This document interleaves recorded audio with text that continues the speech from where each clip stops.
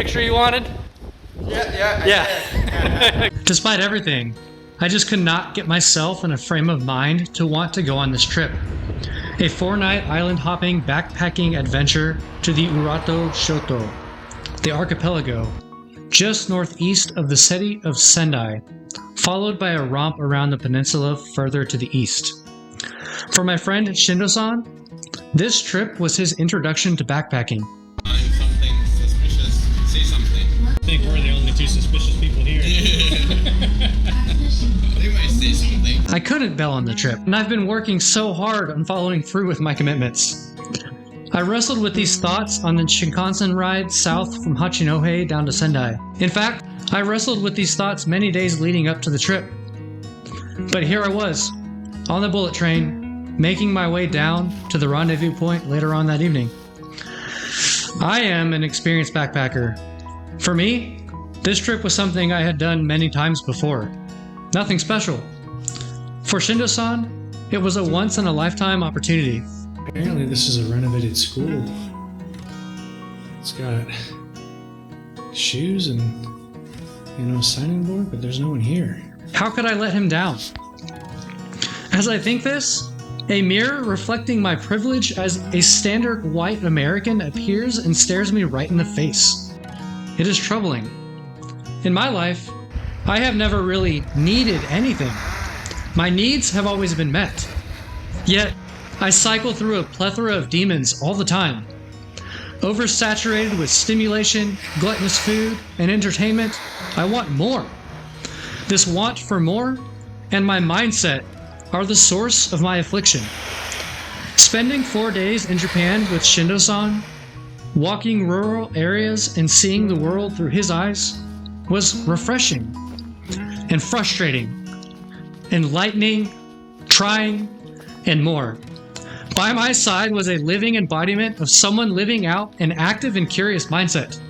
A mindset I try so hard to capture, but have not been strong enough to do so. Spending time with Shindo-san made me realize peace and striving can coexist with one another. Like day 3, we're on our way to visit a couple islands. The ferry is right behind me. We're gonna go island hopping on 2 different islands and then make it to a peninsula, and I think there's gonna be an onsen at the peninsula, and there's a campground that, fingers crossed, we are actually able to stay at. Tomorrow we have like a 20-mile hike up to the train station, and that might be like the conclusion of our trip. So right behind me.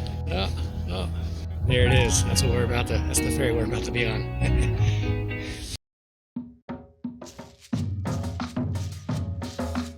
Wave hello.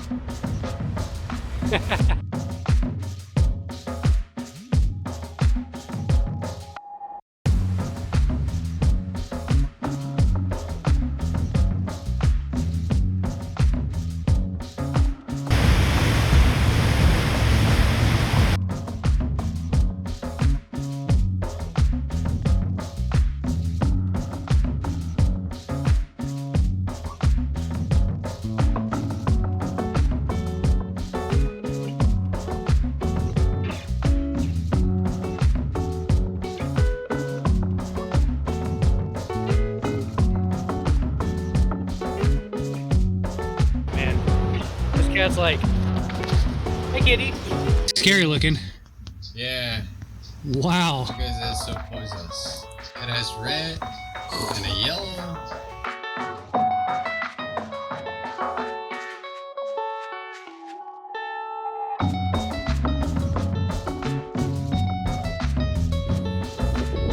Wow. Oh my gosh. Look over here. Wow. Careful.